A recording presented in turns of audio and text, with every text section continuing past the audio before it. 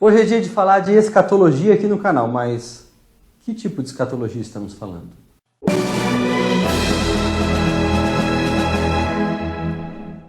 Seja bem-vindo ao canal Todavia. Nós sempre falamos aqui um pouquinho sobre a relação entre fé e mundo contemporâneo.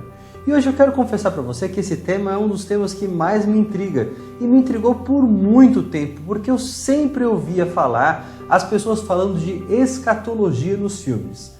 E a escatologia, como elas falavam, não era como eu conhecia, porque a escatologia dos filmes tem a ver com piadas de gosto duvidoso, com situações nojentas que envolvem fluidos corporais, especialmente fezes, flatulências, etc. E isso é considerado como escatologia. E alguns filmes fazem piadas em cima dessas situações.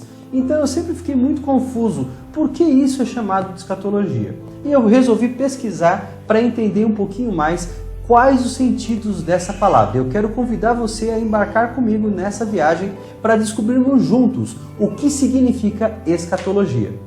E se você não conhece o canal, seja muito bem-vindo. Aqui a gente faz vários vídeos interessantes, alguns deles com temas mais bíblicos, outros com temas que envolvem um pouco da cultura contemporânea.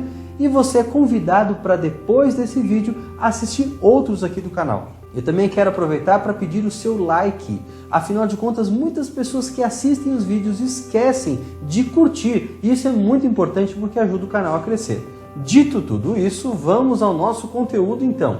Escatologia, em português, é uma palavra só e pode ter dois sentidos. Pode indicar o estudo sobre as fezes e, por extensão, algo que se relaciona com esse tópico.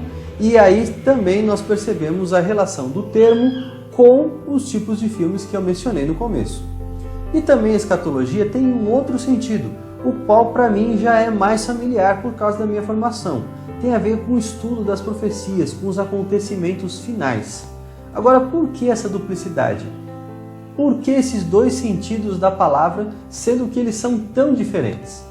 Bom, para a gente entender melhor, basta observar que em inglês nós temos duas palavras diferentes. E também em português são duas palavras diferentes. A questão é que elas são homógrafas, ou seja, elas se escrevem da mesma maneira em português. Em inglês, não. A primeira palavra, sim, tem a ver com o estudo de fezes e também aquilo que se relaciona a esses filmes com um humor que ficou conhecido como humor escatológico. E a segunda palavra vem do grego eschaton, que significa fim, e é usada muitas vezes no Novo Testamento essa palavra.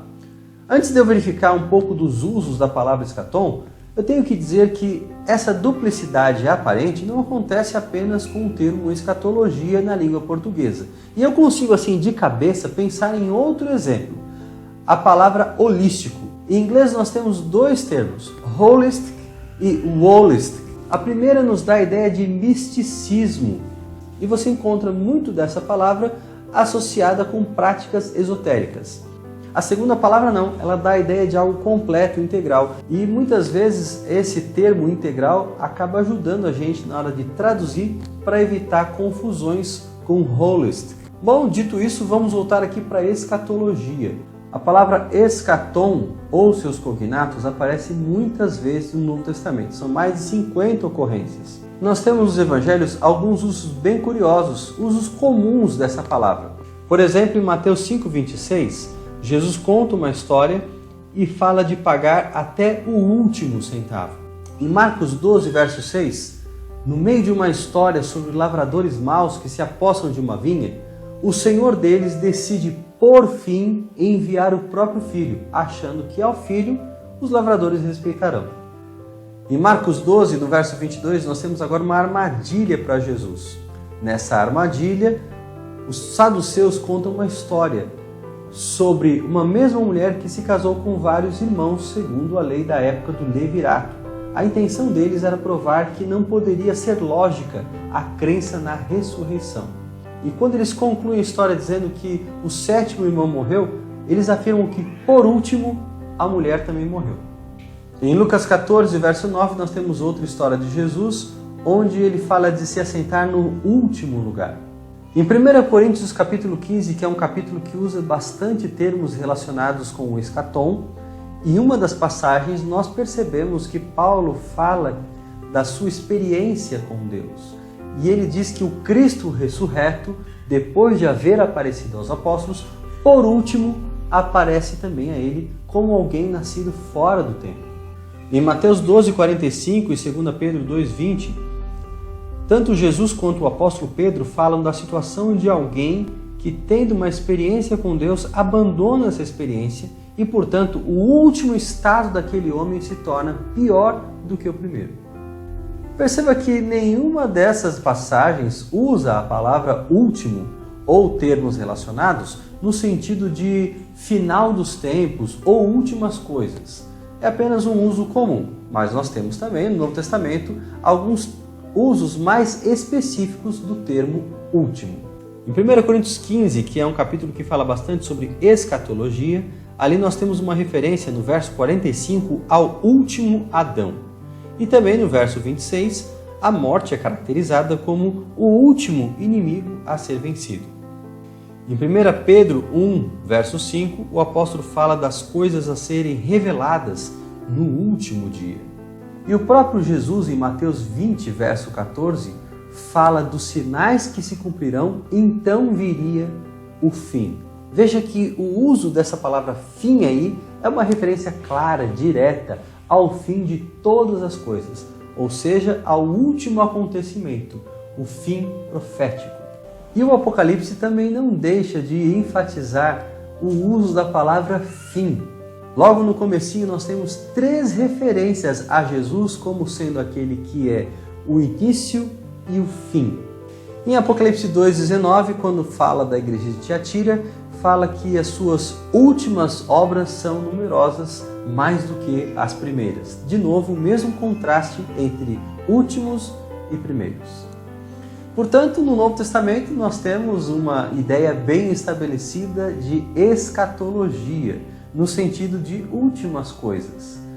Bem diferente daquele sentido que nós vemos ser aplicado à maioria dos filmes de comédia adolescentes ou outras comédias de humor um pouco mais vulgar, diríamos. Apesar do termo escatom e derivados aparecer no Novo Testamento também em sentido comum, em muitos textos eles claramente refletem um conceito central sobre como será o fim de todas as coisas e os eventos relacionados a isso. Portanto, quando a gente fala de escatologia bíblica no sentido técnico, a gente está falando da maneira como a Bíblia apresenta a condução dos eventos finais da história desse mundo. O que torna tudo isso muito curioso não é apenas a coincidência entre os dois termos, mas o sentido entre eles ser diametralmente oposto. Aqui nós temos um humor vulgar e aqui nós temos uma seriedade solene. Aqui nós temos as coisas cotidianas que fazem parte do ser humano serem retratadas da forma banalizada. E aqui nós temos os eventos da história humana enfocados de uma perspectiva profética, mostrando que de fato Deus conduz as coisas e Ele está por detrás dos detalhes, mesmo daquilo que nós chamamos de cotidiano. Esses dois modelos, esses dois conceitos de escatologia também podem ser muito influentes na vida de uma pessoa.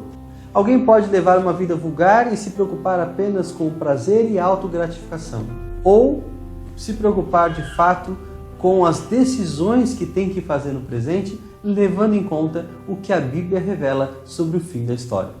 Muito obrigado para você que assistiu esse vídeo até o final.